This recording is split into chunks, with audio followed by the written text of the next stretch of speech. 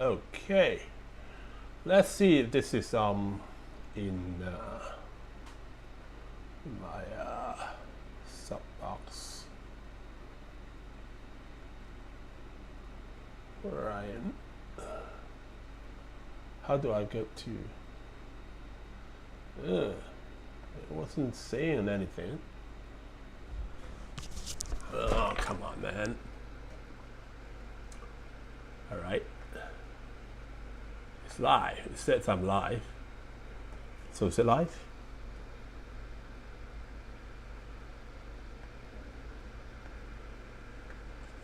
Oh, come on, man. All right. So let's just have wait for a bit. We started at 6. It's 5:45. 5:55. So get all the question out.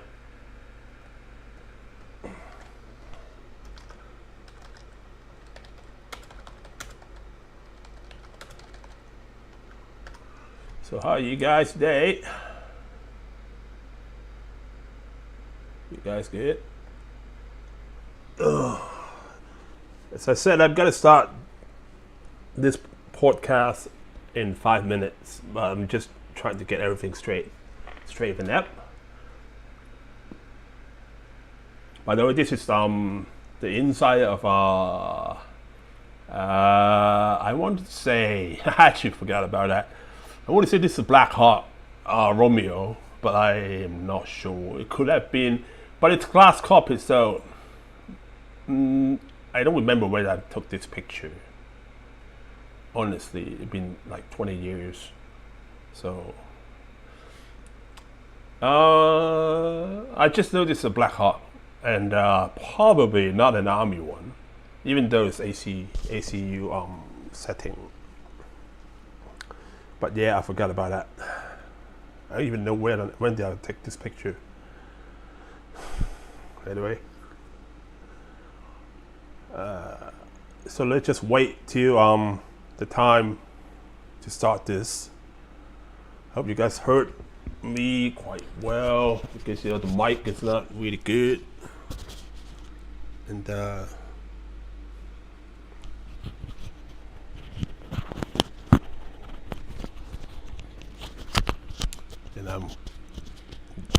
clothing I'm wearing didn't actually do anything. I mean, to the mic, not do anything to me. Anyway, so this is the everything set, right? There's a final check. Yeah, it's hot for 3 minutes.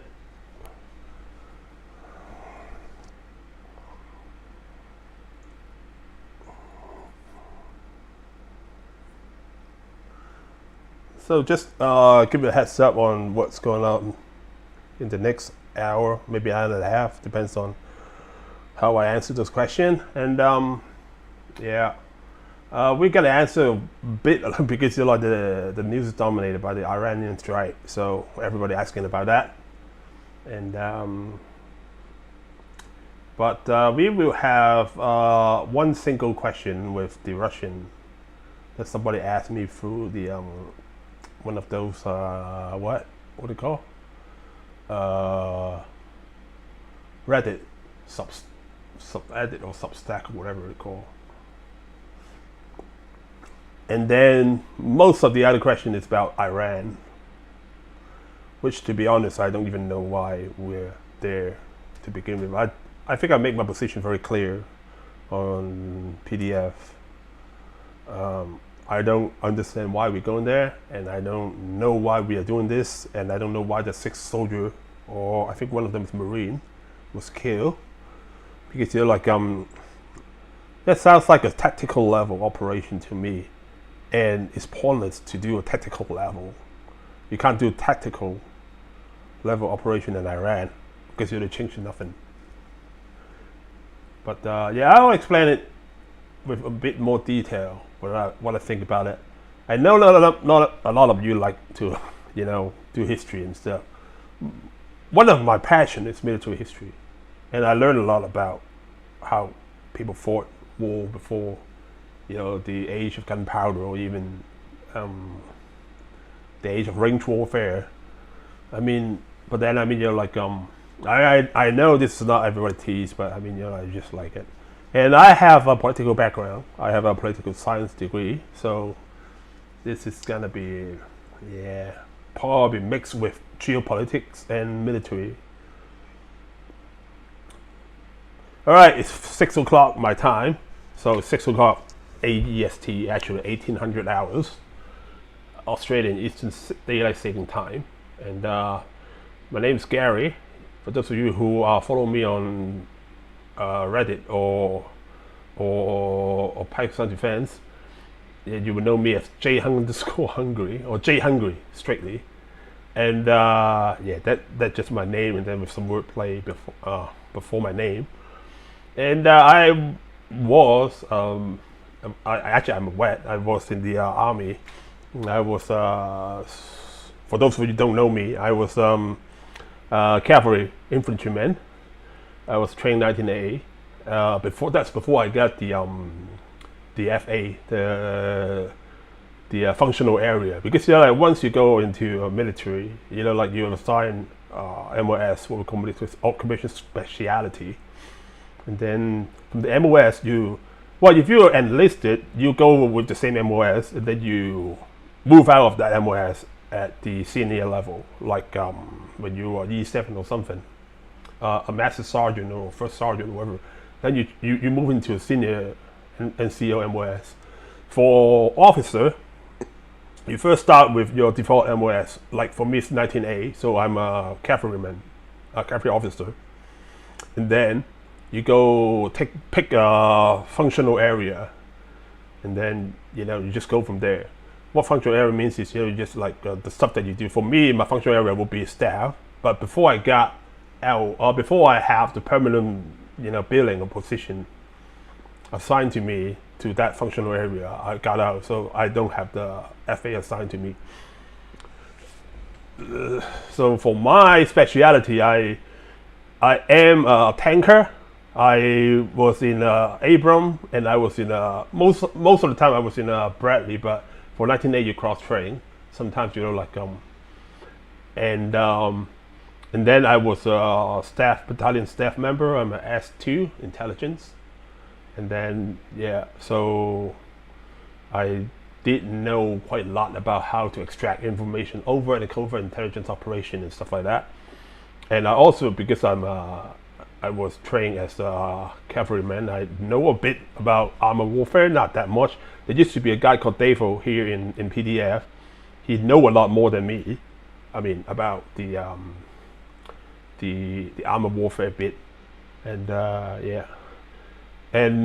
we both reside in Australia. I was from the States, but actually I've been everywhere. I grew up in the East. I grew up in Hong Kong and China. So if you catch my accent, you probably catch some of the Chinese accent, because I grew up speaking Chinese and Spanish and English together. Then I got back to the States, and I go into ROTC, and the rest of history. The rest is history, not of history. So I have a political science degree, and I have a master in computer science and business administration from UNSW. My political science degree is from Boulder, University of Boulder, University of Colorado Boulder, not University of Boulder. I don't do like Boulder in my college anyway. And then I did international master of international economy from City Institute of Business and Technology. No, sorry, that's not that. That's my master is from Sydney International College of Management, Sydney. SIBT is something else. I did the diploma there to get into college, but anyway, that's another story. And then I did a Master of Philosophy in ANU about strategic operation or decision making. And I've been working as like either as a published author or and between I published 3 books, 2 about warfare and 1 about history, and I also consult with government in a sort of think tank role in Australia and the US. Now I am doing nothing because I just that I just decided that's not for me anymore because especially now with Trump in power, you probably whatever you guess, whatever you consult is gonna go out the window anyway. I mean, so yeah. So that's my background and my history, work history. So yeah, and I hope you guys, forgive me if I'm too biased to one side, but I try to be as unbiased as I can. I mean, I mean, you see things like your way, so there's not much I can say about what I see things with my own eyes. Then just like that, and and I use connector a lot because my brain was fried, and then I usually drunk in the morning. All right, let's start. So the first question I got is from Reddit. Some guy asked me why Russia lost the momentum in Antonov Airport or Hostomel. Is that big of a deal?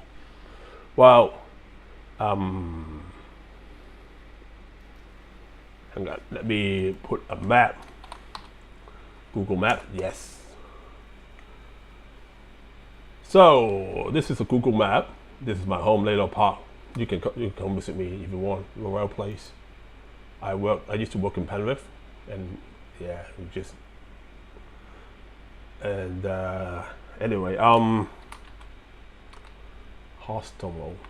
Is it how do you So this is the airport in question, all right? I don't need that. So why this is?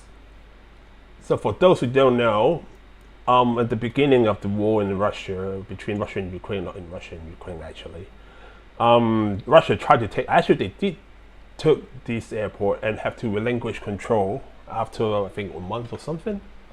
I think it's 34 days, and that was bunker 5. Anyway, so this is Hostomel Airport, and this is Hostomel, the city. And if you look at the geographic location down here, again, this is Hostomel, right? Kiev is just here. This is around 100 kilometer apart, around 16 miles.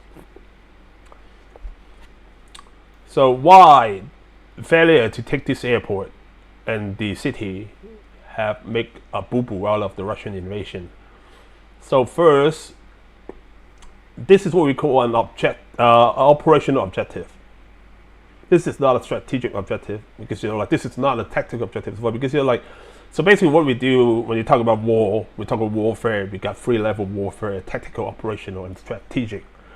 Strategic means the overall goal you want to achieve. For Russia, this war is, well, they said they just want to suppress the Ukrainian control in eastern Ukraine, blah blah blah. I mean, well, probably those all are true, but that's a more of a selective goal. Otherwise, you won't try to attack Kiev. If you just want, and you have to reinforce your failed offensive at Kiev. If you just want this eastern part of Ukraine, that doesn't make any sense at all as strategic objective wise. So let's just say for argument's sake, I'm right. I'm not saying I'm right because Putin can say I'm wrong. I mean, if he try to comment on it, that's fine. But the strategic objective is always Kiev. So what you want to do is Kiev is what we call center of gravity. You took Kiev, you take the country. So basically, that's what this means. Why is objective? I mean, why is operational objective instead of strategic objective? Because this is a campaign you make to actually speed up your conquer or occupation in Kiev, or at least your war, the progress. So tactically, they don't need to do that because they can do what they actually did, not they can do because they effectively did it to just go over the border and they take the town one by one. And then when that failed, they go from Sumi, and then I think they go all the way to close. I think it's something like Ball. Yeah, I think Balls here, something like here. And they said, "Screw it, we're not going to do it anymore." So operation objective always connect tactical to your strategic objective. So in this case, strategic objective is Kiev. They want to take Kiev. And that's why, well, you can say taking Kiev is also operation objective to win the war by destroying the Ukrainian government, but I don't think we go that far. And they can still be wanting to destroy, but I don't think that's going to be feasible anymore. But that's another story. Anyway, so on the first day, I think it's second day, the Russia 150 airborne or 151st air assault, something like that. I forgot that 4 years ago. I studied that like 4 years ago. I think it's 151st Airborne Brigade. If I'm wrong, correct me. I mean, I just not really good with number. I just know that airborne and air assault brigade, actually, I think, but they call it airborne. But anyway, that's not the here and there. So they launch an air assault into Kosovo Airport, with the express purpose use it to land transport planes. They actually have it en route from Belarusia, and then jump the last 60 miles through maybe the main road here, the MSR here, the E373. But then they didn't, because first of all, that's a tactical error. They just send an air assault. What you want to do in an air assault operation is you need to provide security and blocking to your air assault force, When they come in from the north, they just land it straight in to the airport and surround the airport. What they do is, like a typical air assault operation, they take the control tower, they take they seize the airfield. They seize the runway.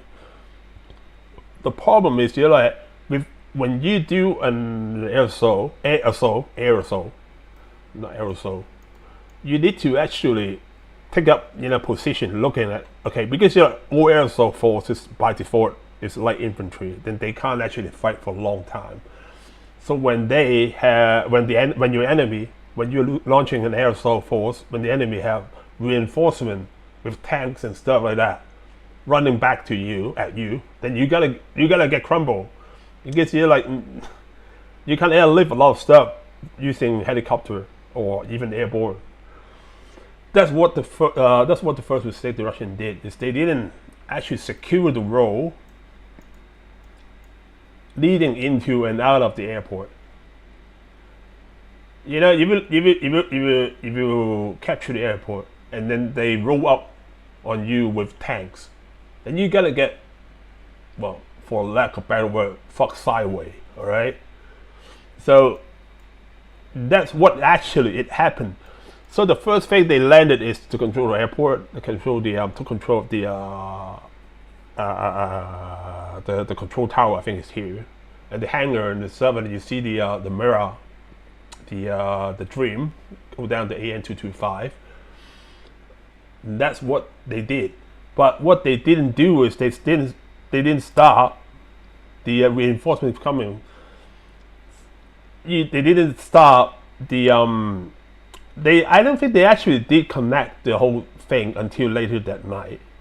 So when you start with the air assault operation, you don't just go like, okay, two group taking the end of the runway here and then two group taking the end of the runway here. You have to function as one giant operation, all right? You can't just say like you have to link up. That's what the Israeli do during the Entebbe. Because if you assault something, you have to link up. Otherwise, they just gotta push you back. And they didn't do that until later that night. So yeah. So when they took the airfield and the Ukrainian reinforced from I think Hostomel and probably from Kiev as well, because there are two garrisons near Kiev. Kiev is really close. Kiev is here. There's a 95 somewhere around here. 95 brigade somewhere around here, and there's another brigade somewhere around Jusa. So for them to reinforce Hostomel is really close. And then for Russia, you have to send all the troops from Belarusian border, which is probably around 400k. Even by air, you still have to wait for around, I don't know, 100k, going maybe 200 knots, probably around 2 to 3 hours. So that's how they failed to take the airport on the first day, because they took it and then the reinforcement arrived and kicked them out.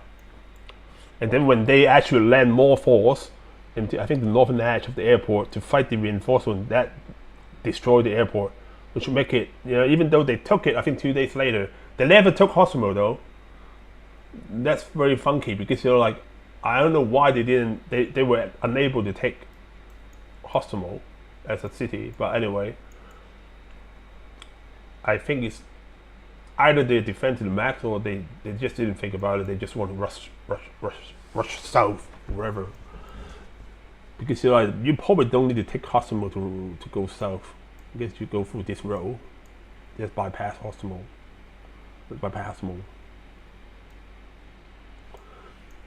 But yeah, that's why they fail. And when you have the initial batch of aerosol elements go back to the original initial point, the IP point, the jump off point, the line of departure, which means like this is still Ukraine. I mean, this is Belarusia, right? Yeah, that's gone. You're not gonna take that. Like, I mean, that's nothing you can use for that. So in the end, they abandoned this approach, and for the next month and a half, they tried to go south, like reinforce, like move down from the border. But by then, I mean, like Ukraine already mobilized enough troops to stop them dead around this line, around this fictional line. So yeah, that's why they failed. So what did that do? Once they failed to take Kiev, combined with another operation down south in Mykolaiv, they failed to take Mykolaiv, which is, where is Mykolaiv? Mykolaiv. I don't want to look. Come on. Ah man, just put it. Because I don't know how to spell. Mykolaiv. Yeah. So this is Mykolaiv. Combine this with the failure to take Hostomel. Now I can't. Whatever. You know where it is, right? Doesn't matter. So combine this with the failure to take Hostomel. Basically, you draw a line. That's where the initial assault gonna be stopping. And you talk about like a month or so after said line being written, means you are unlikely to go over that line, which as is shown later in war, because you're like, now the line is here along Kherson. Before they took, I think, up to Mykolaiv and something around here, but now is this bit is back in Ukrainian control. So that is a strategic mistake to reinforce a failed front, a failed operational front, and that's why you give time to Kiev to mount a defensive that later just stop everything on the eastern side and on the western side of Ukraine. I mean, they weren't. I mean, Russia weren't. This is the high level point on the war in the West. High level point. They were never that close anymore. And then, as you know now, they all back up. I don't know where is it. They all back to the Belarusian border. So that's why the first mission is that important, because they failed to take Hostomel Airport. Means they transport. I think there's like a whole brigade and whole other brigade, like 2,000 men on the, I would say C-130, but not C-130, IL-95 or IL-90 and something. Ilyushin tried to land at Hostomel after they took it, but they can't because it's still under fire that time. And then when they took it, they got counterattacked, and then they still can land it, and you can't actually put up the transport forever on the air. They took it, I think, 2 days after. I mean, you have to land somewhere. You're not gonna fly 2 days straight. So by then, those forces are upon us, and then you gave enough time for Ukraine to establish a defensive line, and they never broke that line in terms of the west. In terms of the east, they broke it, but that's another story. So this is why that battle was very important, along with another one, the Mykolaiv, and the one that not Melitopol, Mariupol. Mariupol is important because they actually buy Ukraine time again. It gives the thing is when you start this war, right? When Russia started this war, Ukraine was not mobilized, was not trained, was not even equipped to fight a war.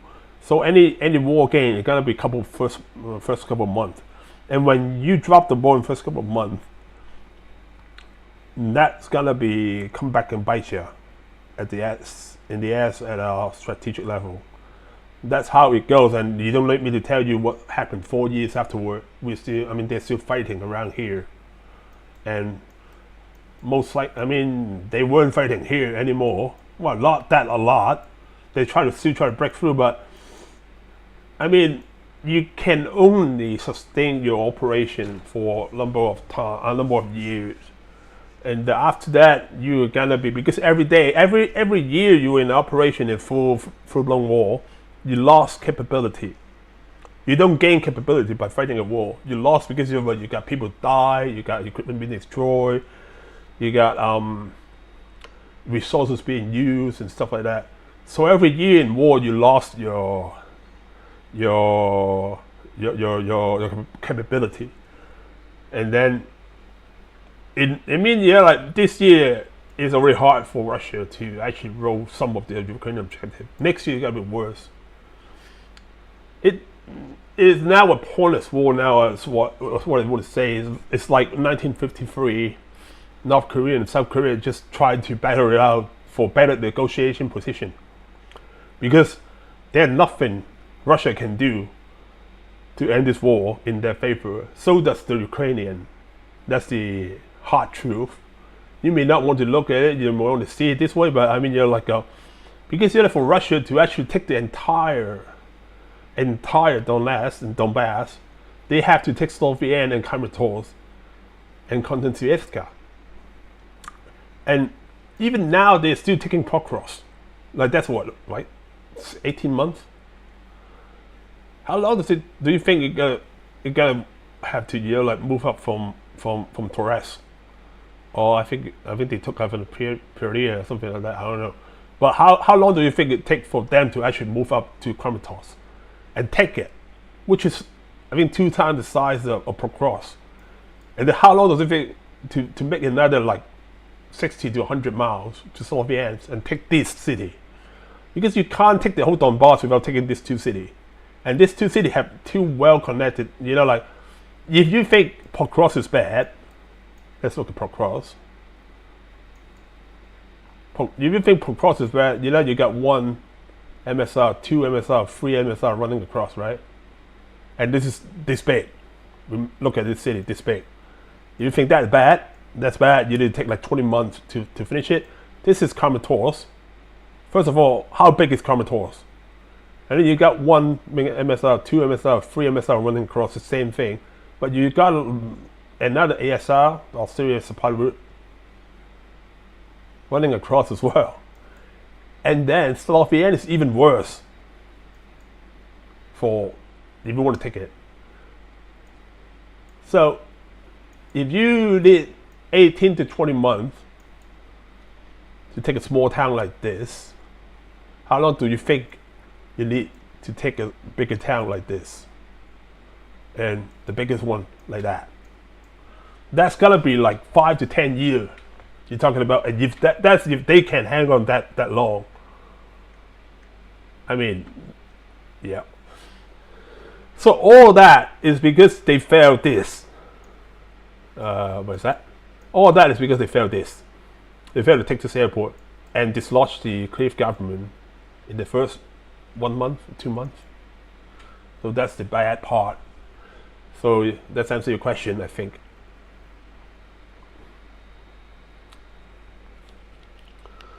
Okay, so the Reddit people were out of the way. Let's go to Pakistan defense. Okay, flip of positive, flip O positive. Oh, flip positive. Sorry. Why the R&D cost of Israel company are more than what it is was the revenue, but the Israel company are not going bankrupt. That's business style thing. I don't know if you understand. So first of all, revenue is the thing that you earn, like how much money you make minus how much let's get the okay.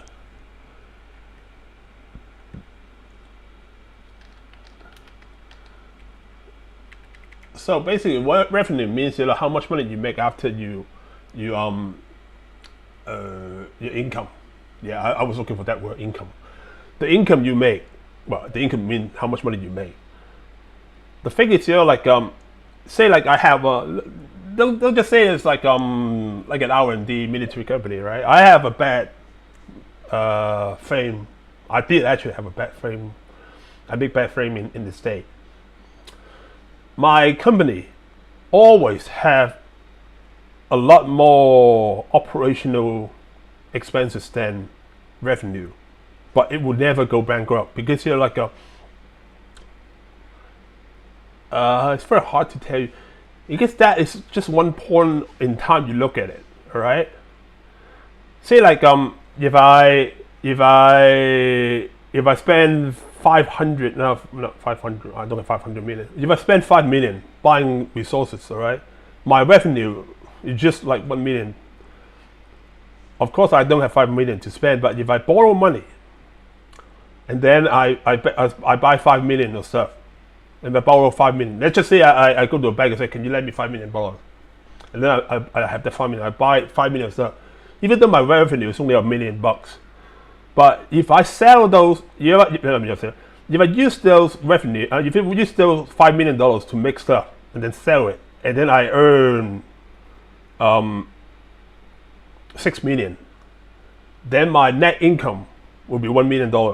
But the thing is, if I didn't sell it in the same fiscal year, so when you have to report your income and stuff, then you will see like I'm actually minus $4 million because I have $5 million debt and I got nothing, but I got a $1 million revenue. That doesn't do anything. The thing is, if I sell them, because I'm not gonna just immediately when I borrow 5 million, then just make this up and sell them for 6 million. So that's time gap, that is. And then when I eventually sell that, again, I make $1 million, and then I use it to something else. Means I don't have that income anymore. Meaning my revenue stay the same because if you look at that position, it's zero. Because I may use $1 million to pay for my that $1 million I make to pay for the rent or the people, the workers, stuff like that. So if you look at the net position, I'm zero. But I keep, because you don't start making money when you start making money. when you start making money, you keep making money. So sometimes you make more than you spend. That's the net profit. Sometimes you make around the same you spend. Sometimes not that much, but I mean, that's why they still in progress. And R&D is very abstract in terms of revenue counting or access counting, because you're like, how much do you put like a cost, or I mean cost, not cost. How much do you put the value on? How do you make a fighter aircraft engine? You can't. Well, I can tell you, you know, like if I spend like 20 billion to build to make a fighter aircraft engine, that 20 billion is the actual cost I spent, but it doesn't worth just $20 billion. I mean, depends on how many time I use it, how many engine I make, how many engine I use them, and how many engine I sold to someone else. And that's all come into the equation. So even though it doesn't make sense, but everybody does that. It doesn't matter if it's Israel, you know, like armament company or Mercedes-Benz. You look at it, why you spend that much money on R&D is a lot more than your revenue. Because you're like, I think hang on, how much is Mercedes-Benz revenue? Mercedes-Benz. I remember Mercedes-Benz have R&D cost around $20 billion. I read somewhere. Not G cars. I don't want to buy G cars. What the hell? Or look at the company, man. Revenue. It didn't say revenue. So yeah, just like that. I mean, you're like because you're like, you can't actually put an actual number on it. The number is just when the time you count it, how much it worth. So it doesn't count if I'm gonna sell that engine to, I mean, I gotta sell 400 of those engines to maybe in another country like next year. That you can't count them because it doesn't happen yet. So that's why it is like that. I mean, hang on. I really want to know how much is Mercedes. Mercedes.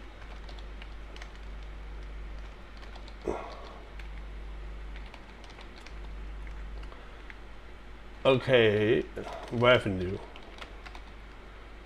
So Mercedes-Benz revenue is at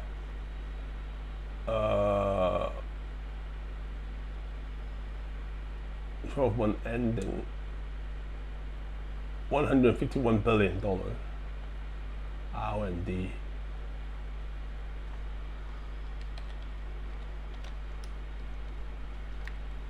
Cost.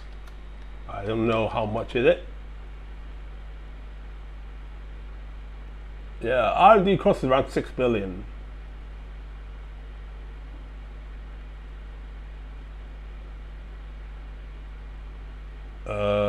Fourth quarter revenue. Organizational nature. Revenue is income, especially when of an organizational and substantial nature. A state of annual income from the public expense of met. That's what the definition, the dictionary definition of revenue. So yeah, that's just how it goes. I mean, you're like you can use something to do something else, and that won't count in your business portfolio, at least at the time you count it, because it doesn't happen yet.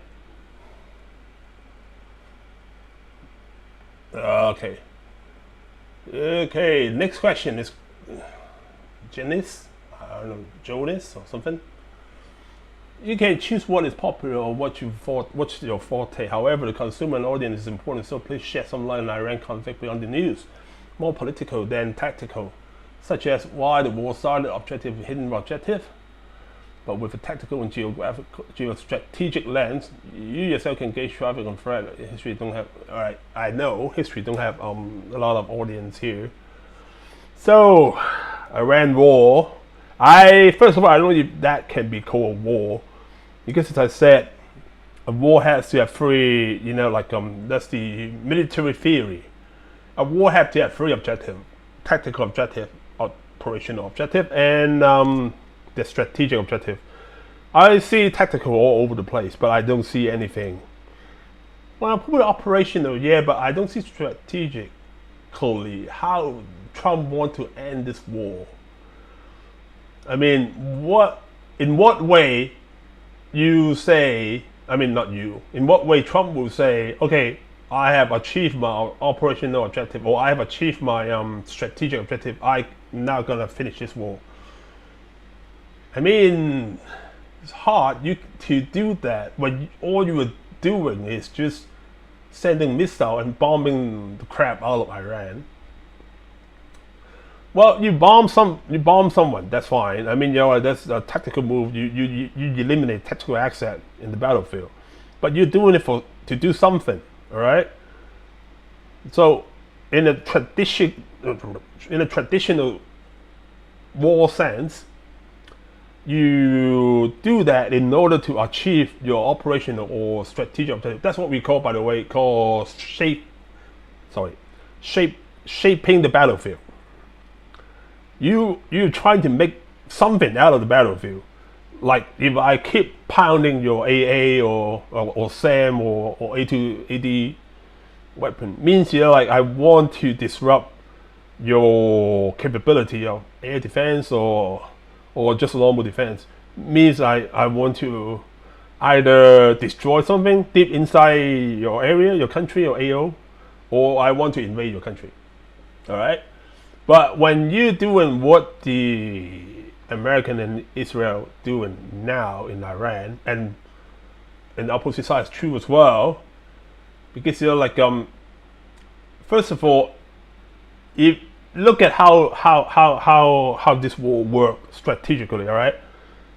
So the objective for Trump said they want Iran to stop the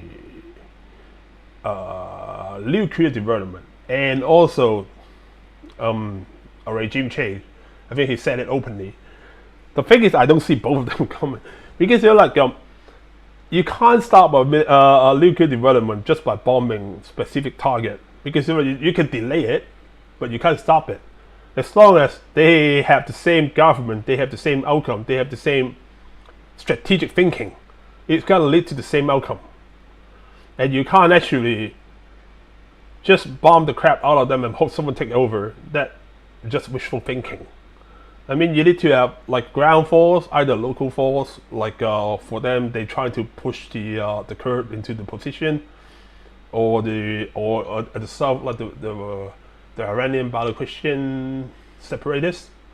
But that not gonna work unless you have like coordination and boots on the ground. So if this is the ultimate goal, right? If this is want to be like I didn't kill him. Trump killed Soleimani, right? Soleimani, I don't know how to pronounce that word. I mean his name. So sorry if I butcher it.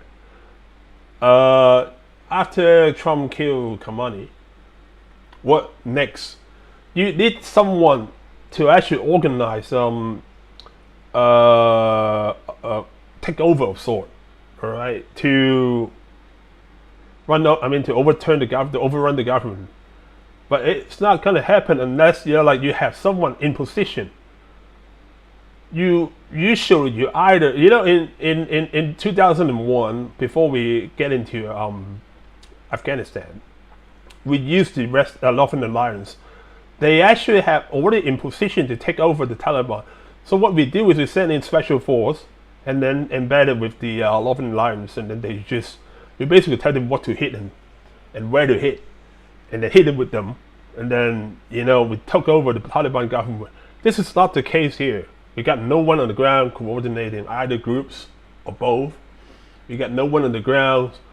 We don't even know if they're gonna do it.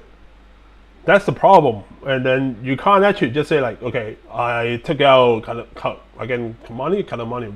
I mean, sorry about it if I mispronounced the word. You can just say, I killed Soleimani. You should take over. How? What? Where? I mean, it doesn't do it that way. it's not how this works. So strategically, this is out of the question unless you're like you have they are having like they did. I mean, the thing is, they don't even do what they did in Venezuela. That means like it's even less possible that would happen than Venezuela, and Venezuela didn't do anything anyway. Now, for Trump, I mean, he basically in Venezuela took over Maduro and then installed the second in command. I mean, that's not even regime change. The same regime, you just promote the second guy into the leader position, or second woman, because I think she's a woman, into the leader position. So that's not how it goes if you want to do a regime change. So after this too, then what's it? I don't understand why. It's not about nuclear weapon. It's not about regime change. Well, either that or he's not doing it really good. He just attacked selected, like area bombardment, tactical target, SAM site.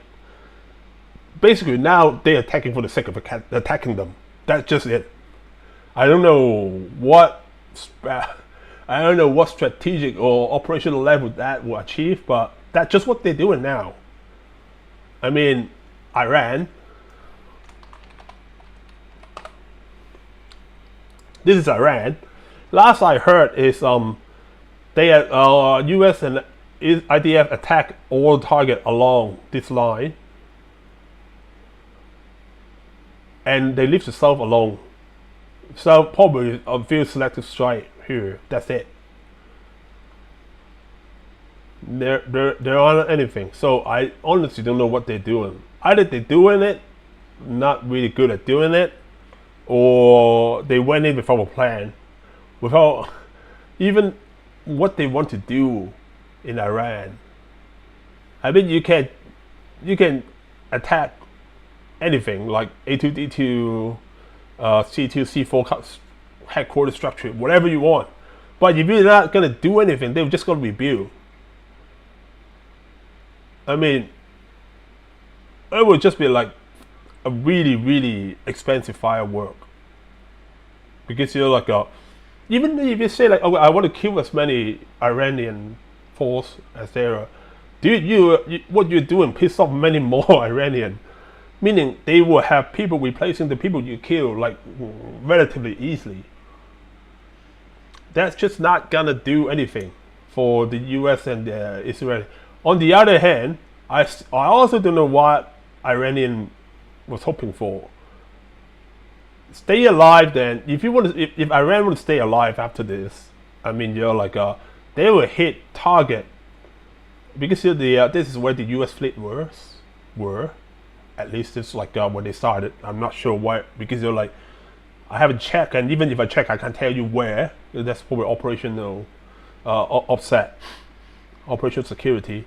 But before that, they were here, and you have Israel here. They were here, or actually Israel is here. I don't know why I look at Lebanon. Anyway, Israel is here. So if you want to survive as Iran, you're gonna put, I mean, either AD up or A2AD up, and then you try to attack, because you have drone, you have missile, you try to attack everything within the what we call domain, attacking domain.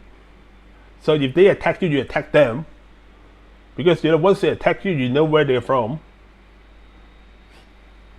But no, for whatever reason, Iran attacked Persian Gulf, UAE, Qatar, Bahrain. Well, of course they did attack U.S. asset in the area, but you need to understand this: Iran will not win in this war, because like every time you fight a war in your own soil, let's just say even if Iran and Israel both take out each other, all right, you gotta leave the American untouched. So what happened is, if the war it's over, Iran have to like it's all pop-up damage up, and you have to build it yourself, rebuild it back yourself, which is gonna be hard unless you're like you got some of the Russian and Chinese money, but that's a story different time. But since America is never going to be it's never going to be touched in this war, even if say like you can do this, you can destroy Israel, they will just build Israel back up, and probably faster than Iran build Iran back up. First, because Iran is big, a lot bigger than Israel. Second is, I mean, you're like Iran is not as rich as America, and they don't do a lot of stuff that, because you're like say like I'm not gonna say this is how they do it, but this is just one of the example. Say like both Iran and Israel take out each other Air Force, all right? All 100 F-15, F-35 is gone, and Iran all of the F-14, F-4, MiG-29, blah blah blah is gone. America they can just transfer like 100 aircraft, fix one or two airfield, and then that will become another threat. In fact, America itself would be another threat to Iran, and Iran would not be a threat because it's destroyed. I mean, operating on this extreme condition, both Iran and Israel destroy.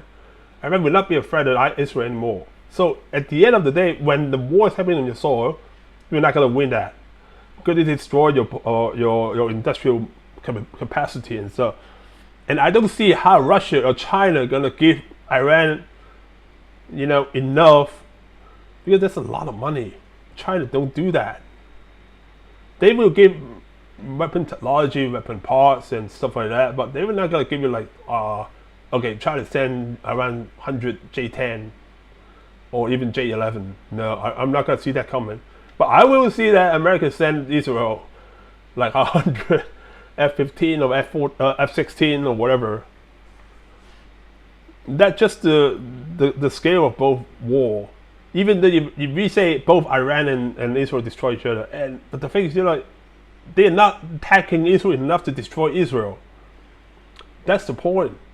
That's not going to happen unless you're like I mean, first of all, it's hard to destroy Israel because it's just the way that it is, because you have a lot of defenses you have to overcome, and most of the Iranian weapon is let's just say more strategical more than tactical. So yeah, it's not gonna be that much of a value come out on top. I don't see Israel destroying Iran as well, because Iran is just too big to they can absorb a lot more punishment. But I mean, I don't see anybody winning this war. What I see is, after maybe a month or so, America lost interest in attacking Iran. They just go say like, oh, I destroy X, Y, Z, X, Y, and Z, and then I win. Trump said, then go. That's probably the only ending of this. Otherwise, you're talking about like a full-on ground invasion from either south side of Iran or north side of Iran. But I mean, that just more likely south side. And then I just don't see that coming as well. But about hidden objective is always one. That's Epstein file. And in fact, most people believe starting this is because Trump was in the file.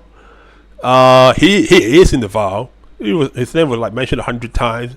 Even though there's like as I said before, Epstein file is just like smoke and mirror. It's nothing there. You're not gonna get people indicted. Well, I mean, you can indict them, but you can't win the case with just Epstein file alone unless you have more substantial evidence. But Trump just being Trump, that's what I think. Trump just being Trump.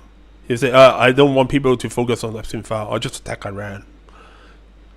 On the normal day, this is probably stupid and crazy to think like that, but I think Trump is within the realm of possibility. This is how it goes for him.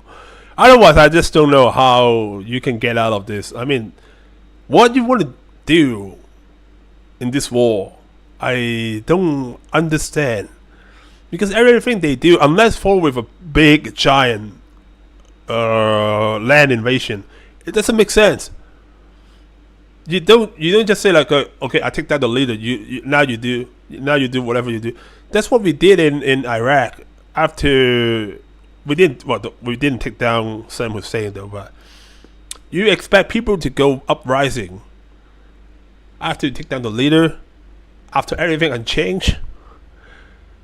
The so-called, dictator regime remain largely unchanged, and then you know what you want to do? What you want to do? What you want people to do? Go down and fight on your behalf? That's just bullshit and stupid. I'm sorry. If that's the word that. On the other hand, I don't see Iran end game as well. What they want to do? You want to piss off GCC. You want to piss off Bahrain. You want to piss off Iraq. Probably not Iraq. You want to piss off Saudi Arabia. You want to piss off, Qatar. That's what you're doing. I understand why they did that. They want to escalate. So say like, okay, now I attack you guys. You need to talk to your supreme leader Donald Trump, saying like, this is a bad idea. But I wouldn't do that now if this is my thing. Let's just say you want to, in the best case, if this is for me, I don't know, because if this is for me, the best case for Iran is just accept the punishment. Just take it. You're big enough. You're not gonna fall. They gotta be. You gotta buy whatever thing back. They destroy S300, S4. I don't think there's S400 in Iran. You destroy a MiG-29, you gotta buy it back. That just. I don't understand why you need to attack Bahrain, Qatar, UAE. That's just pissing off people that you shouldn't piss off. Maybe they think this is a good idea, or maybe they have something they know they're not going to retaliate. I don't know. But for strategic objective wise, you shouldn't isolate people, especially Qatar. You shouldn't isolate them. I guess look at it this way. When they take out, again, Kalamani or whatever, again, I don't know how to pronounce the name. That's actually a strategic mistake, because they take him out and make him into a martyr. People are gonna stand by your side. Even though they don't believe in your ideology, even your policy is stupid. But when you take down a leader, that's how Trump got elected to begin with, because people tried to assassinate him. Oh, if he is assassinated, means he have to be doing something right. That's what people think. So you get people to on your side, but you negate that as Iran. You negate that by attacking everyone. So I just don't know how that work for them. Maybe I just don't know enough, or maybe I'm just dumb. I don't know. But for me, it doesn't seem like a good idea to attack it. But yeah, this is how it happened now. So not much I can say about that. I can just say I don't know what's going on both sides, not just in Iran. This is how the war started. How the war started is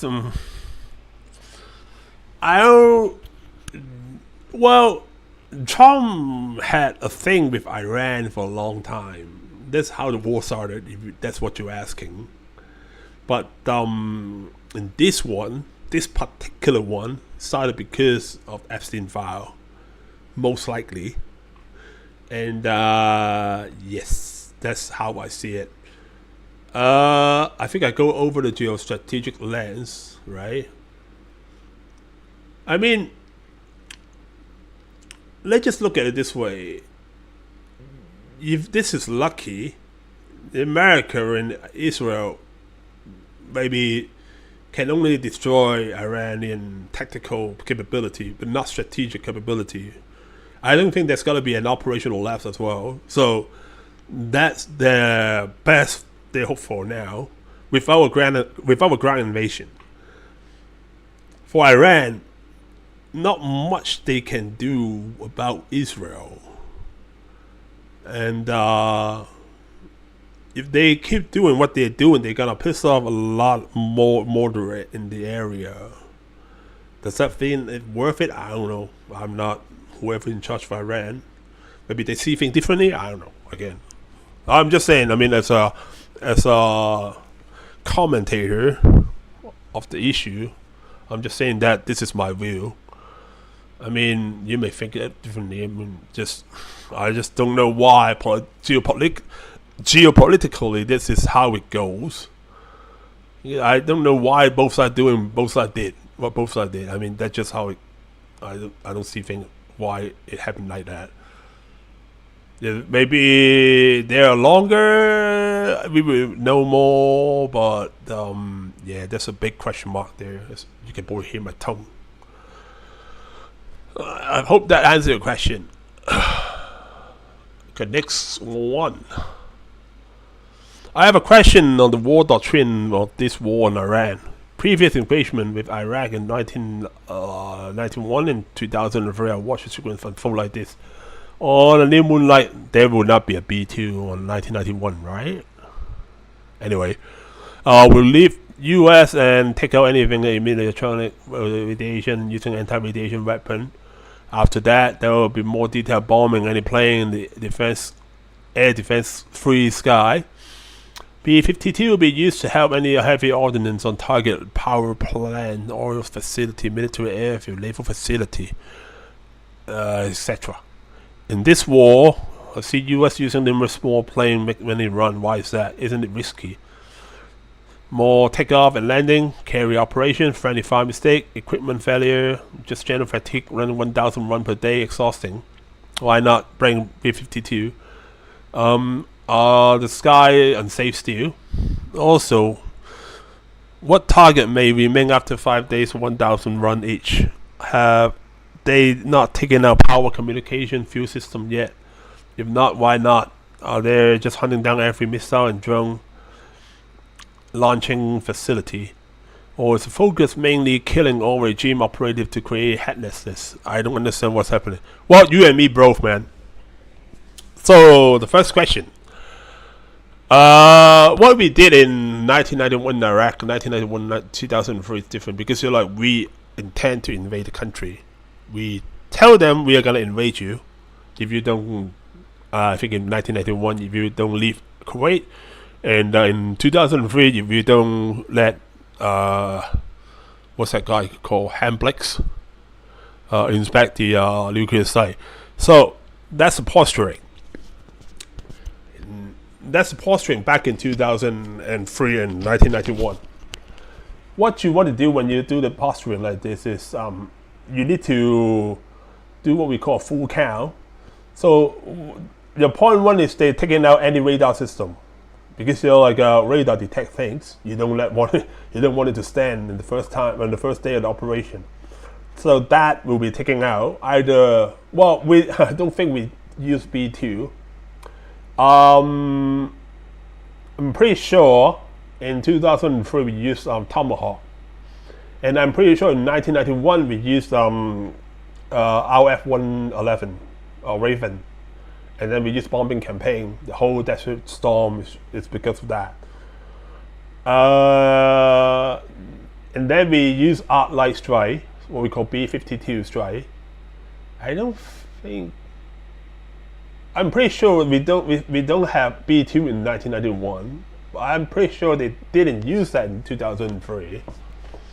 Maybe I'm mistaken. I'm not sure because it's 20 years ago. My memory is a bit fading. I need to be refreshed. But that's what we do. So the first stage, you want to take out any high value target. What we call high value target means radar station, command and control. So you basically take out the operation making capability. So they can't mount an operation, they can't command troop, they don't even know where you're coming from. So in effect, you're blinding them in more ways than one. And then you bomb the airfield. So the second part you said is we want to take down their offensive capability. So once we took the defensive capability, we took the offensive, so we will now own the sky. So basically, whatever we want to do is ours to take. You can't stop me. Because you look, I already took down your Raider, I already took down your SA-2, I already took down your S-300. And then I already took down your MiG-29 in the second phase. What are you gonna hit me with? You're not gonna hit me with anything. So the first, that's what we achieved, total air superiority. As for this one, I mean the third one, you just like bomb at will, because like when you hold the sky. But that didn't account for, in 2003 at least, the Manpad threat, which means like we are using more fast air than gunship. And in fact, if I remember correctly, you can't actually run gunship until it's dark. When I was in Iraq.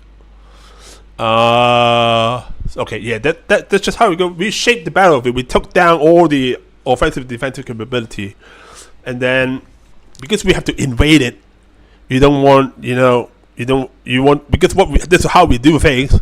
We're doing a joint operation, usually air ground operation. That's a Marine doctrine. Because most of the time, I mean, other than us, we got the 101st Airborne, and then the 1st Marine Division running into Baghdad, different route, 2003. I don't remember what 1991 do.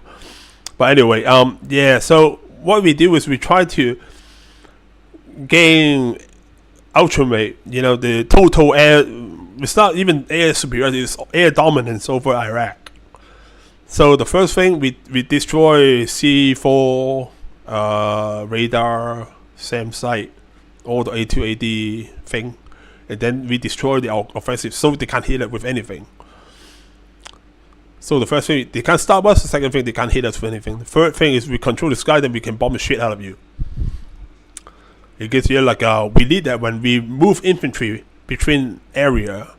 So I mean, like if you fly something, that's the you're taking the most risk out of the infantry brigade, because they only have to focus on ground to ground combat instead of you're afraid of there's gotta be like a Hind suddenly appear somewhere and then F you up,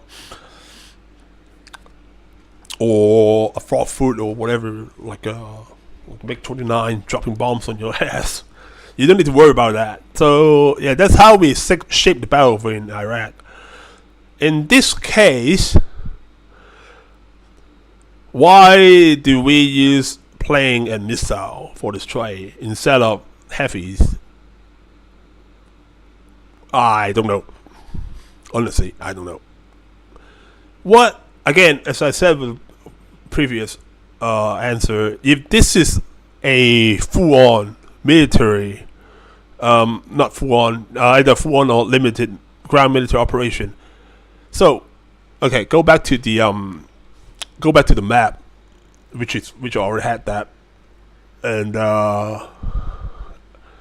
say like if I want to invade, if I have a couple of aircraft CBG off here, and I want to invade Iran, what I want to do is what you said before. I want to take out the C4I, and I want to take out the radar, at least on the area that I'm gonna be invading. So in Iraq, we're doing it whole countrywide, because like in Iraq, at least I jump off from Kuwait. There are people jump off from Turkey or something. I think they hit I think 173rd hit our Erbil and north of Baghdad. And there are there are some element come from like Saudi Arabia, and some naval airmen on that, or marine element on that. So, but if this is Iran, if this is me, if what they're doing is legit and they know what they're doing, they are shaping the battlefield for ground invasion. But two things is wrong, at least for my count, is they are shaping the battlefield here instead of here. You don't go to war here. That's geographical nightmare, first of all. Second of all, you don't actually control this line. We don't have troops in Iraq that can control this line. Well, we can control this line with Turkey, but that's a small area. Armenia, Azerbaijan won't let us invade, so why are we shooting down stuff like that? We're doing exclusive attack here, in northwestern part of the country, in southern. Because here you can literally do a lot of stuff you can't in the north. You can do an amphibious operation. You can actually use Dubai or UAE. Dubai's UAE. You can use Qatar and UAE to launch air operation to cover that. Here you need to actually reoccupy Iraq, and we don't have much air asset in Syria as well, because like most of the air asset we do now have is from Aviano in Italy and Cyclops. In the old days, we can use Diego Garcia somewhere here. I think it's this one, Diego Garcia. But they're not. Britain not allow us to do that anymore. So, if this is me, if this makes sense as a ground invasive, I will position ship here, which I don't. Which they don't have it at the moment. So I don't think they're gonna be a ground invasion anytime soon. And even so, all the attack here, well, there again says, as I said, there's attack southwest. I mean south and southeast to Iran, but not that much. Not at the frequency on the northwestern part of Iran. I don't know why they did that. Because like if they want to march troop in, that makes sense. Otherwise, it just as I said, it doesn't do anything. Isn't risky? Yes, it's risky because like the thing is like the only thing I can think of why they're doing this is because this is where Israel is, and this is where they launch Molotov sortie. And this is a lot closer than here. Meaning they are a big air base in Qatar. I think it's called Udani. Again, if I butchered the name, I'm sorry. But yeah, no. Udani, is that Qatar or UAE? No, Udani Qatar. Yeah, Udani is Qatar. UAE is something else near Doha. Anyway, so that they don't. Do they actually launch any sortie in Udani? I have no idea, but at least at this point, I have no idea. I got no confirmation they launch a sortie from here to bomb Iran. Probably missile or drone, yes, but fighter sortie, no. I don't think so. Or either that or I missed something, but I don't think there are. Most of the airstrike, most of the tactical strike is from Israel across Iraq, and then yeah, that would make sense because like the geographical distance, and they probably will be safer going through Jordan and then Iraq than have to transit through large part of Iraq or even using Qatar.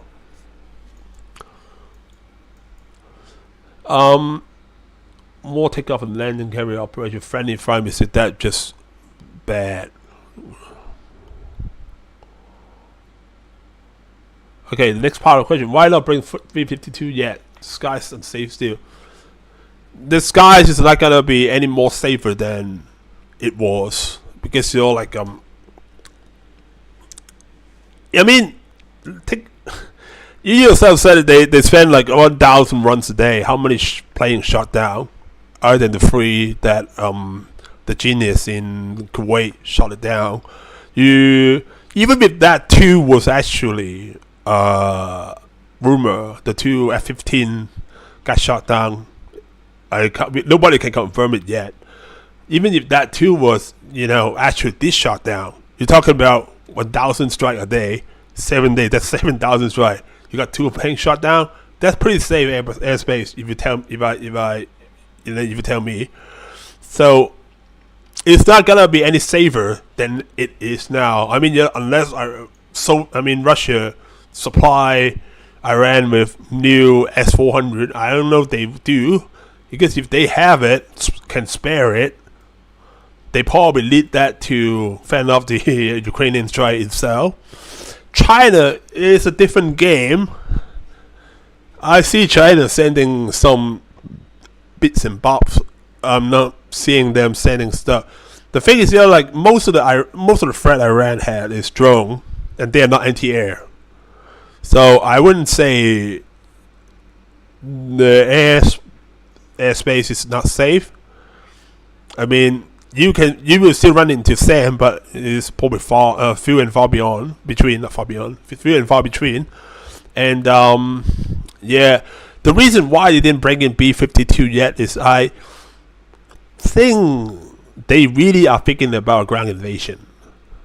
That's probably the only thing I can say. Because you're breaking B-52, you're not gonna hold a lot of more. I mean, most of those land are gonna be rack. And hang on, did they actually use AC? I think there's a news saying that they use AC-130 on Iran, right? So if AC-130 is safe, then how? Hang on, let me double check.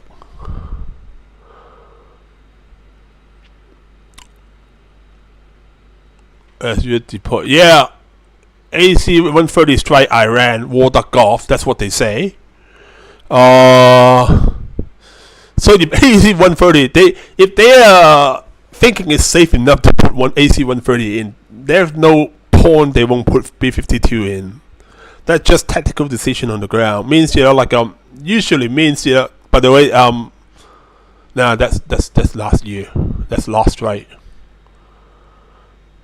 Nah. Oh shit.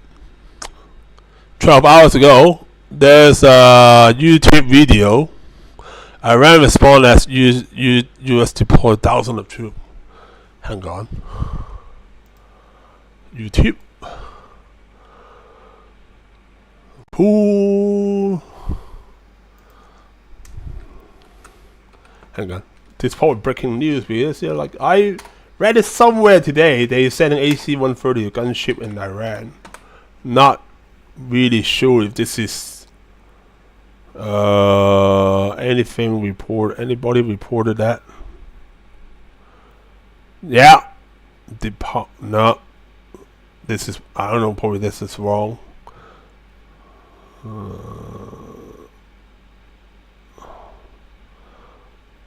Hang on. This moment. Now I can't confirm because nobody actually confirmed. There's people who say because if you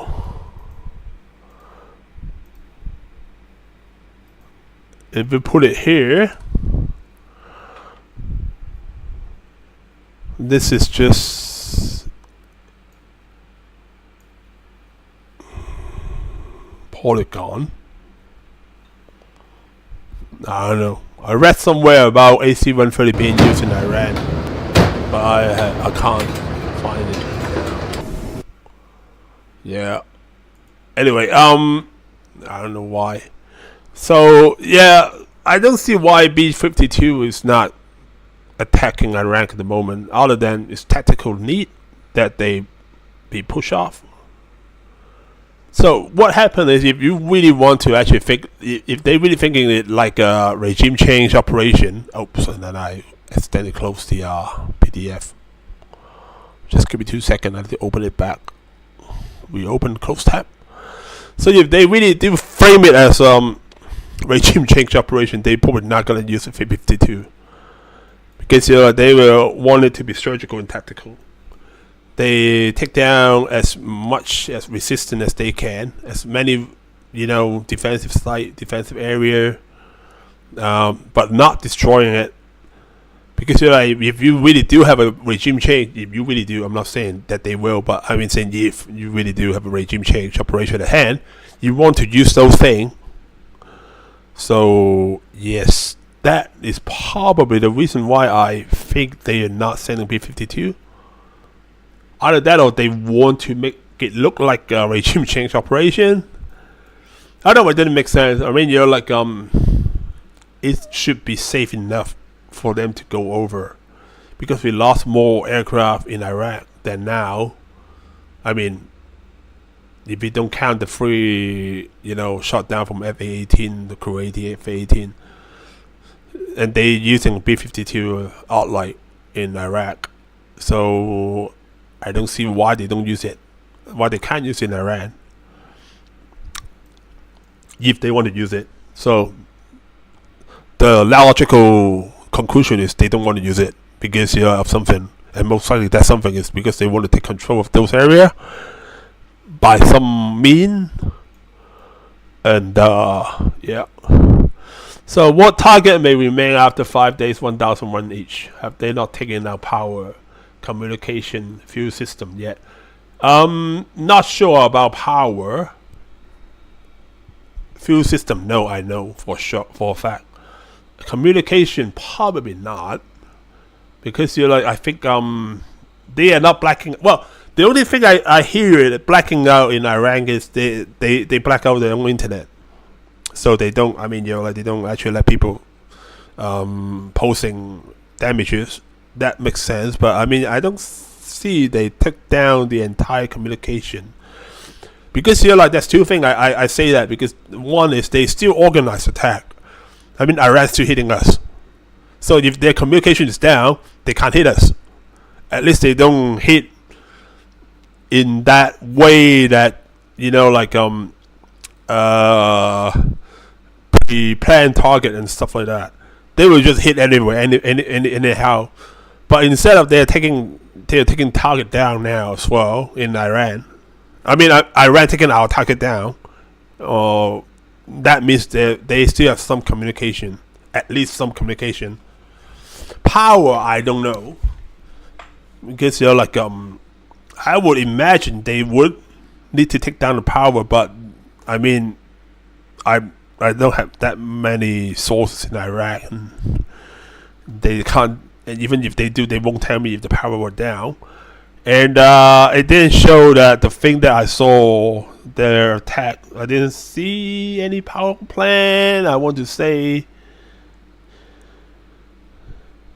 yeah, I don't think I see any power plant being hit. But I'm definitely sure they should have taken down power. But communication, I'm pretty sure it's not touched. Fuel system, I know for a fact it's not touched. And they're hunting down every missile drone. No. If they did, again, they won't be. So now, at least today, we still see Iran selectively attack something. Means first the C4I is intact, at least somebody calling shot, and somebody listen to that, people calling shot. That's the communication there, and they have their own attack sequence. Means we haven't hit anything that big that will make them stop attacking us. We didn't hit enough of the probably we destroyed the A2AD, but we haven't destroyed the whole defensive system. The whole thing, like the C4I and the ground radar. That's why they're still fighting back. Yeah, that's the only thing I can tell. Or is that focus on mainly killing all regime operative to clear? No, you can't actually do that anyway, because you're like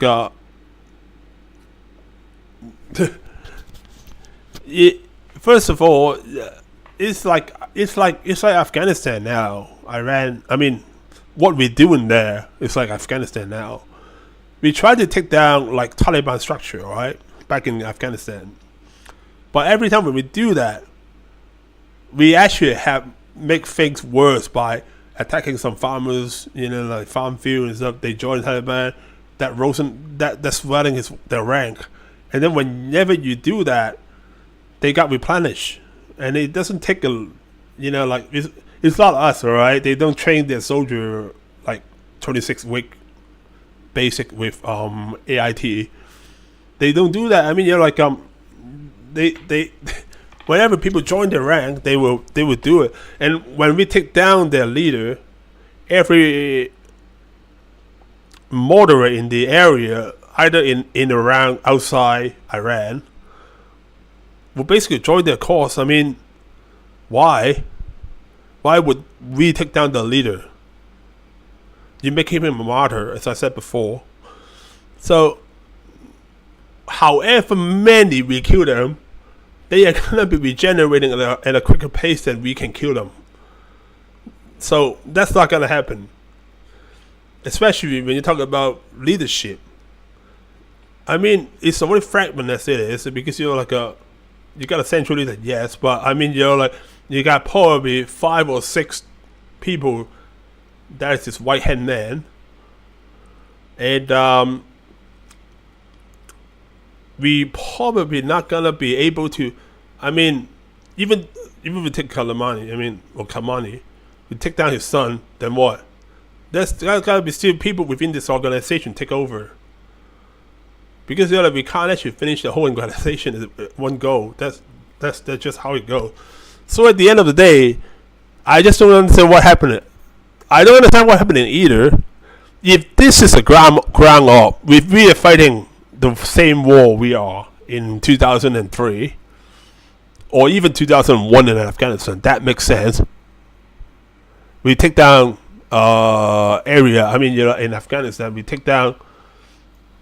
Where's Afghanistan? Here. We take down. Here. Where's the Northern Alliance operate? We take down everything. Like, we bomb the shit out of Kabul. We bomb the shit out of Masaviv. And then because we want to use the Northern Alliance to actually take the country down and march toward Kabul, which they did, and we took Afghanistan in 2001. Now we're doing the same thing. We're taking down all the provincial defenses. We're taking down most of the national defenses, probably some power grid, but we didn't take down. At least I don't know if we take down or they survive, but either we didn't take them down or it survived our strike. The communication and the fuel system is. I don't think they actually deal with that. And it doesn't make sense for Trump to take it down anyway if he's looking for regime change, because that's the major source of revenue for them. So I'm pretty sure, and I can say for sure, fuel is not down. Communication, either we didn't take it down or they survive our attack. Yes, so it doesn't make sense to me either. Unless we're looking at, for the current situation, unless we're looking at a ground invasion from the west, like Erbil from the Iraqi border, I don't see why they're doing this. Because 80% of the strike is on the northwest side. So I honestly don't know why they're doing this. And I don't think I need to tell you how many times you can't do regime change with air campaign alone. Russia tried it in Ukraine, doesn't work. We try it in Vietnam, doesn't work. How else? We tried it during World War II, it doesn't work. A lot of siege happened and didn't change anything. It doesn't work. So if that doesn't work with a long line, it doesn't work. I mean, it's just stupid to assume this is gonna work. They just gonna throw down the tower and they say that I'll surrender. No, nothing. This is not gonna be like that. So this Eugene P question. I hope I answer your question. If I don't, drop me a line so I can further answer it.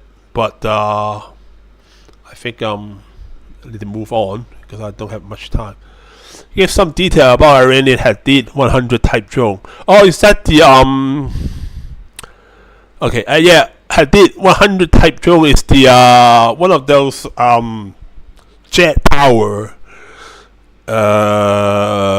what we call loitering munition or suicide drone. So they are like Shahed 136 but jet power. What's your question? Detail. How does it work and what are the guiding principles? I don't know enough about that drone to know, but for what I read and what I see is basically a Shahed drone but with jet power. I don't think, because first of all, if you want guidance, you need to have a really good communications with. Means you need to have something other than the drone guiding it, because you're right. If you have a drone guiding it, just guiding it itself, unless you're talking about AI like the Ghostbat, it's not gonna work. You have to have like either AVAX or a radar station to guide it. Otherwise, you're it would just be a straight in, straight out drone. You preset a target, fly over there. You just did time quicker. I think it's 3 times quicker than a Shahed drone. It wouldn't change much. Now, again, maybe Iran have some, like breaking new technology. I don't understand or I don't know. Nobody knows. I don't know. I will assume they have the same principle, guiding principle as Shahed 136 drone. Otherwise, it could be GPS, but probably that's it, because I don't think Iranian radar coverage or AVAC coverage is that great, so it won't be passive guidance. It won't be like a paveway, because you guide by something else. But in more likelihood, it will just be flying from A to B preset target drone, which it's good when you're using it as a decoy or like a loyal wingman, because essentially you are using a missile. But the thing is, if you are using a jet engine, then it means it's probably more expensive to make. I would say probably, I'm pretty sure it's more expensive to make than a Shahed 136. So you're probably better off just using a missile then.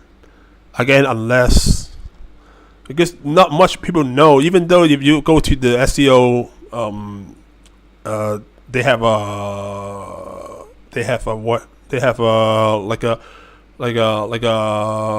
expo on SEO country for they showcase this drone. Even if you go there, they won't tell you what this guidance system is. At best, I think it will be GPS. That's the best case scenario. Worst case is just same as Shahed 136. I hope that answers your question. You must have read in detail about insurgency in Pakistan. Yes. What military strategy would you devise if you have to tackle it? So, Balochistan, basically is Pakistan is here. So this is the area that, again, I mean, forgive my my pronunciation, Balochistan. Yeah, I read it, but I don't know how to pronounce it. I probably heard somebody pronounce it a few times, but I just forgot about it. Anyway, so this is a group that call it separatists. Not call it separatists. That want to separate from Pakistan and Iran at the same time. It is very much like TTP and Taliban in Afghanistan and Pakistan border. That's why we have to study that. I can tell you a lot, and I can tell you, but I will just gonna be brief. So this is actually happened since the 40s, 1940s or 1950s, so a long time. That contribute because they're like actually exactly like how TTP and Taliban works. In TTP in Pakistan they hate the American who were actually controlling Pakistan back then, and the Taliban in Afghanistan hate us. Well, just because we toppled the government. So that energy is feeding each other. That's how Taliban works. Both TTP and Taliban works together. On the other hand, Balochistan, again, I don't know how to pronounce it, so if I butcher it repeatedly, again, I'm sorry. It is different. The people who the separatists within Pakistan, actually, if I recall it, is they hate the Iranian government. They think the Iranian government oppressed the separatists in Iran, and vice versa. The one in Iran hate the Pakistan government for their treatment to the separatists in Pakistan, in Western Pakistan. So that's how that feed up to work. And at the end of the day, Pakistan will attack. I think last time when Iran attacked, when Iran attacked Pakistan actually put some missile on the separatists in southern Iran to hit those people, and then Iran retaliate and hit some separatists in Pakistan. I think that's happened, right? So, what you should do, standard coin operation. First of all, if there's two groups, the logical thing is to separate the two groups. And the second, why I don't know what's around. And the second thing is you need to actually, when you talk about corn, you can't actually just be fully military operation. You have to be joined fully and civil, because it's the civilian parts that's the problem, not the military part. Because insurgency is what you turn a civilian into an insurgent by indoctrinating him and giving him a weapon. That's the core basis of insurgency. So what you want to do is you stop people from indoctrinating the citizen on both sides.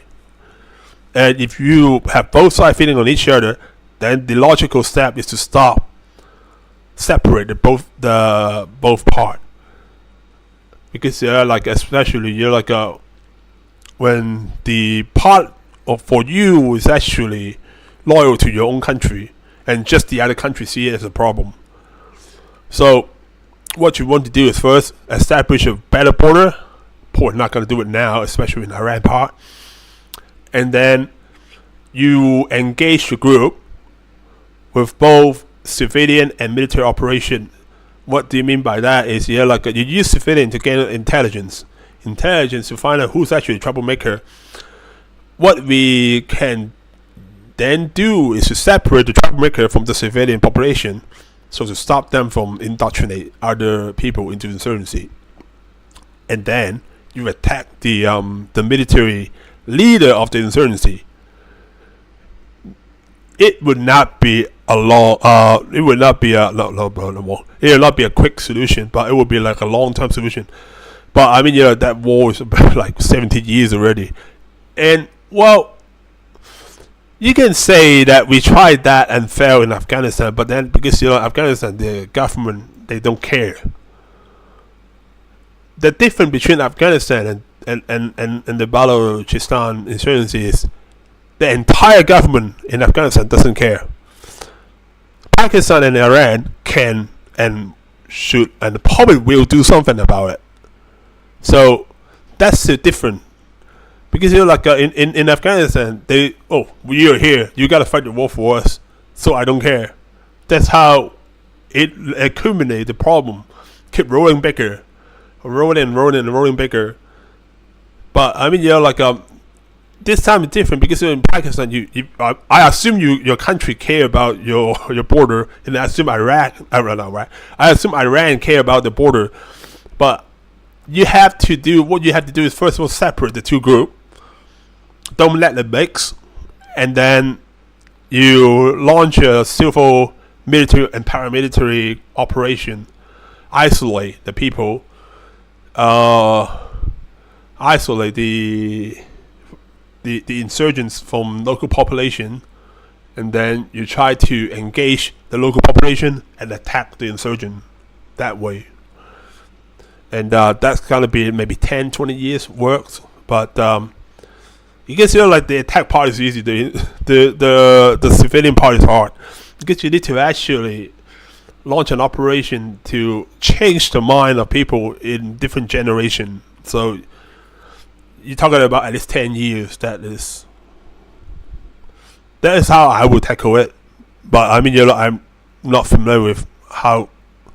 I'm not familiar with how the Pakistan and Iranian government see it now. They probably can see it something else. I mean, the sad thing is, like we had in Afghanistan is, if either one of the countries see it as an opportunity to destabilize the other.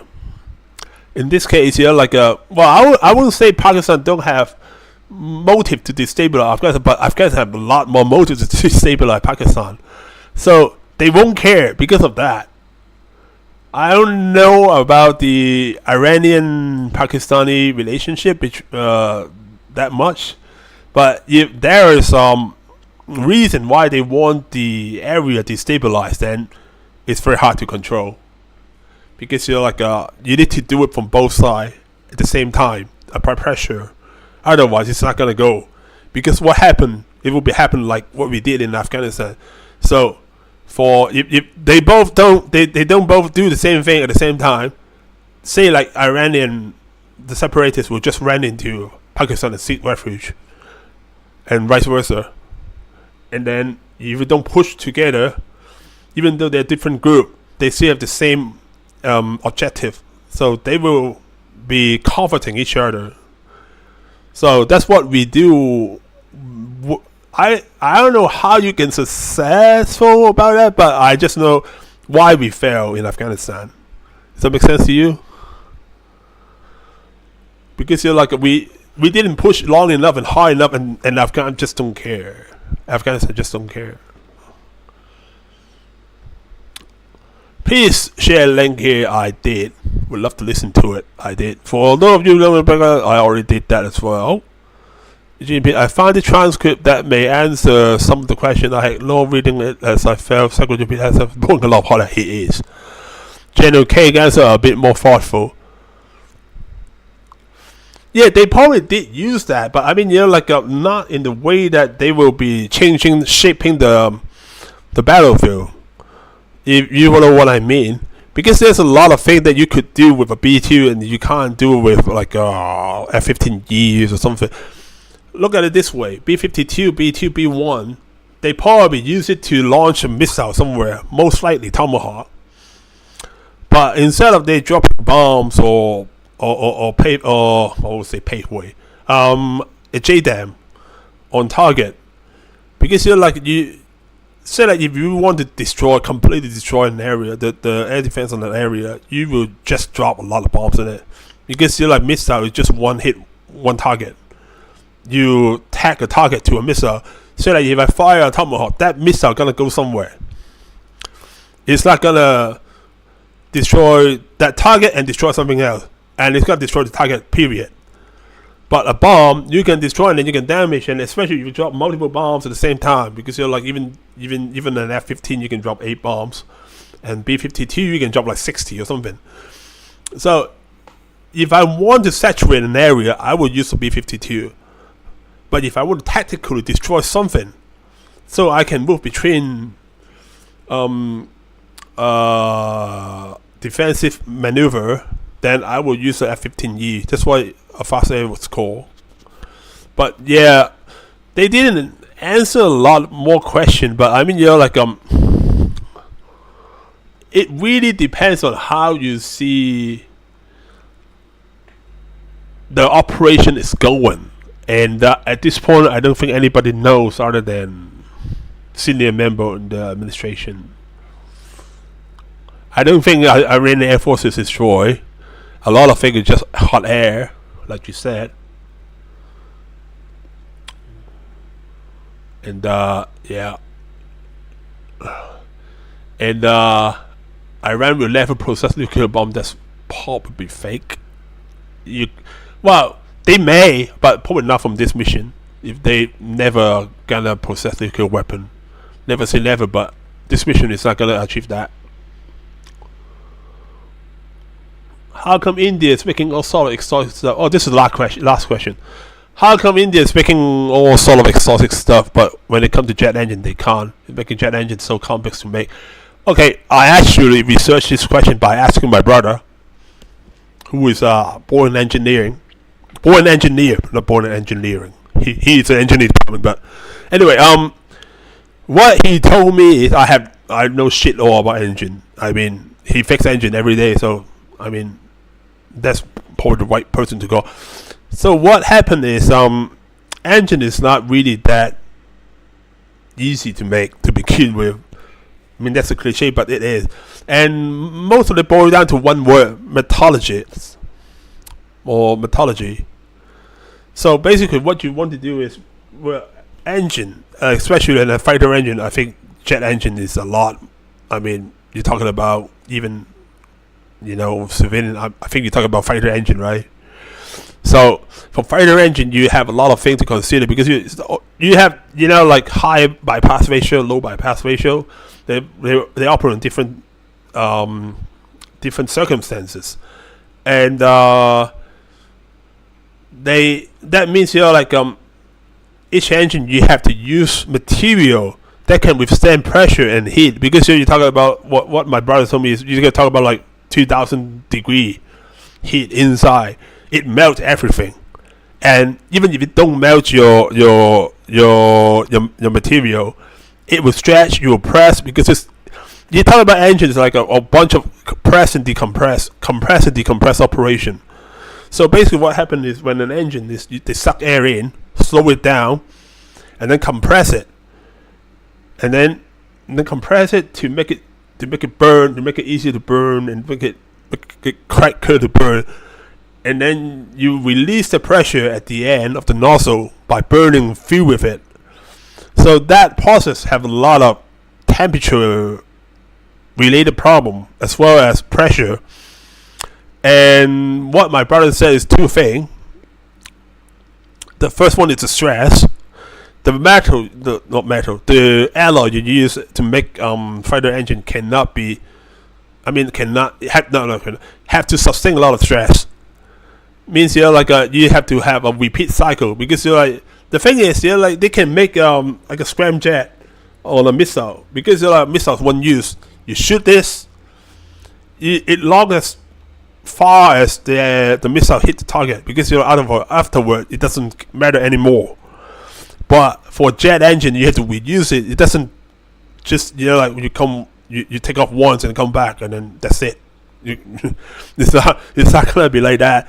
So a lot of stress in the engine you have to take care of. So you can't actually have stress in there. You can't actually succumb to stress, the alloy. What my brother said, nowadays they use a lot of ceramic, but ceramic is a better material than super alloy steel compound. Something like that, or I forgot what he said. Some sort of steel compound, we'll call super alloy. I think what he referred to as. And then ceramic have a higher heat tolerance and lighter, and also they are not really that easy to stress, unlike traditional metal. But the thing is, for ceramic to work, even if it's it depends on how you heat treat the engine, and different countries have different ways to do it. The problem for India specifically is because they don't have the whole eco cycle for engine. Because it's not just the engine you're talking about everything. You're talking about, again, metallurgists. You talk about material science. You talk about aerodynamic science. You're talking about everything that support this industry they don't have. Unlike in France, unlike in Safran, again if I butcher it, I'm sorry. And Rolls-Royce, you have the trend, you have the whole thing, and you have General Dynamics, you have the whole thing you can build, or China, or wherever, or Russia, you have the whole thing make out. In India, they don't have it. I mean, that itself is a hurdle. I don't know. Another thing is nobody gonna tell you what's the right mix of material for you to make an engine that way, because once you make that, that's secret. I mean, and then you don't have the enough expertise on making an engine. I mean, so first of all, you have to have enough expertise to make material, then using that material to make engine, and then you need to figure out how much you want to get from the engine, and how you make that from different bypass ratio. All those is not gonna figure out by yourself, and you either have to have a lot of investment on people, especially in India. The top the brightest people usually left India and go to US or UK or Australia. So that kind of thing also put a dent on the engine development cycle for India. But yeah, that is the reason why India is still not able to make a good engine, because first of all, they don't have enough to support the whole ecosystem to make an engine. As I said, you have to be able to have good material scientists to build good material, then have good aerodynamic scientists to make the engine work, and then you have to use you have to have a good mathematician to calculate all the possible like combination stuff like that. So this is what my brother told me. That's why India is lagging behind engine development cycle. So this will be the last question I have, and I hope you guys enjoyed today's Q&A session, and I hope you guys really enjoyed today's session, and this will be it for me, and I will see you guys soon. Take care and bye.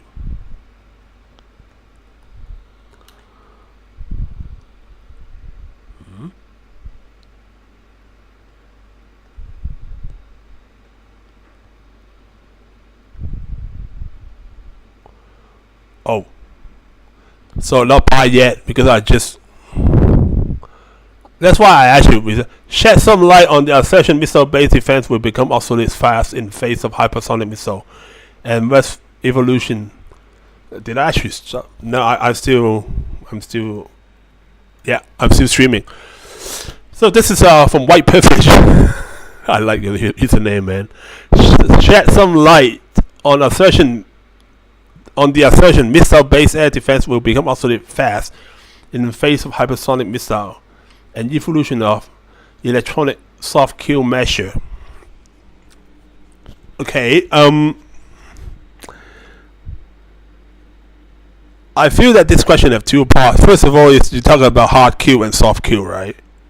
So you're talking about whether hard kill will be made obsolete because of hypersonic, or you want to talk about hard kill will be something else, but will not be missile defense. What depends on, I guess it depends on what do you think is missile defense. Because you're like okay, let's just say I don't know if you heard Japan recently make railgun, not recently, I think last year, probably was it 2004, 2024, 2025, I forgot. I need to double check it, but I don't have time now because I'm about to go off. But anyway, yeah, Japan recently make a railgun advancement. They test fire, I think, like a 30-kilogram railgun projectile instead of 125 the American do, and they can put it on a ship, and that will have the potential to use that a missile defense, because you talk about railgun defense. If you can track and railgun shoot dart like when you play dart, so is that a missile defense based on missile? Because if this case is that's a missile, a dart is a missile, even though you don't propel it yourself.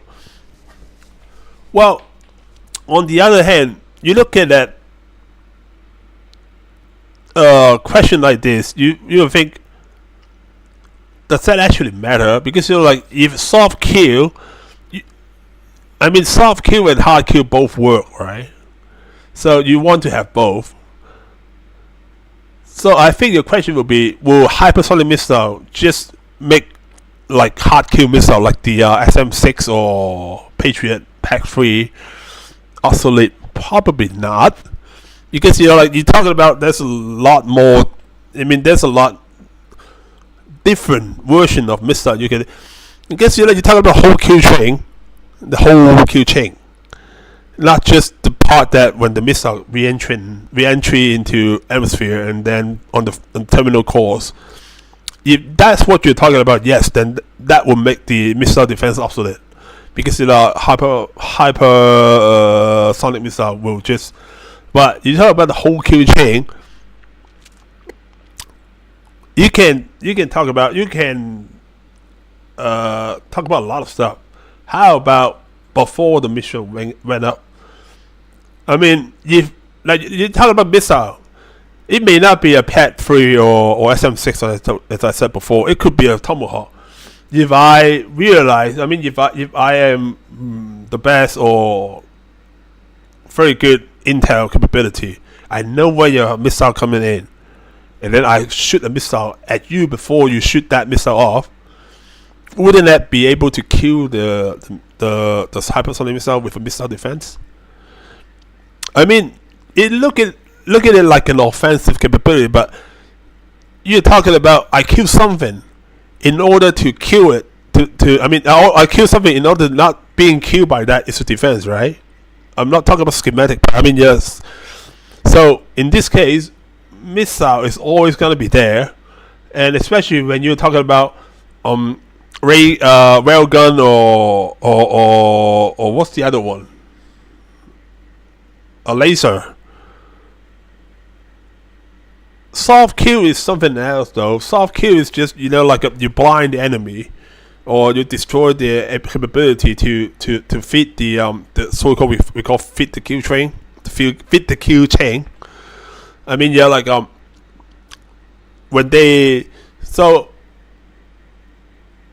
they actually have to have that when you fire a missile, you will hit something. You have a whole kill chain to work about, from firing to the missile landed at the target.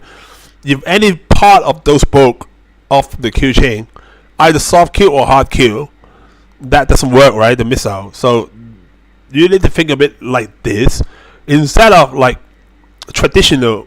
You shoot a missile, I shoot a PAC-3 to defend it, or I shoot a SM6 to defend it. If this is what you mean, then yes, this will be obsolete. But when you talk about soft kill, means that's different than hard kill. What I call as hard kill before. Soft kill is you blind the radar, you blind the tracker, you blind the people that control the missile. That's soft kill, because you didn't kill the missile, you killed the link between the missile and the person that can control the missile. Soft kill don't work if your missile is highly automated, by the way. So this is gonna be like a dilemma if I have to say that. But I don't know if you would agree with me. Missile defense is always gonna be relevant, but may not be the same way you and I think of it now. It will be something else. How about missile defense from space? That could happen. I'm not sure if they are happening now, but that could happen, right? So if this is the case, then missile defense will still be relevant. But if what you're saying is gone is the day you can shoot a PAC-3 or SM6 with the missile being faster and faster, then yes, I would say yes.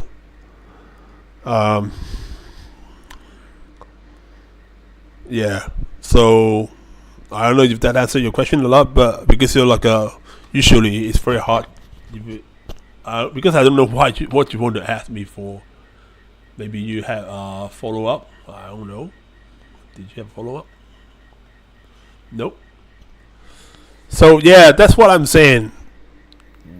For the information I know given, I hope that answered your question, and I hope there are not more. I gotta refresh one more, and then if not, then yeah, I will see you guys soon. I'll probably have another one coming in next week, most likely. If you guys are satisfied with the one I did today, I know probably it may not be the thing that you like to hear, but I mean, you're like, please think of it like I try to be as non-biased as I can, and try to be over technical and factual information, other than like I think I see I hear. So anyway, thanks for watching, and thanks for watching the first Q&A, and see you guys soon. Bye. How comes Mary Packers?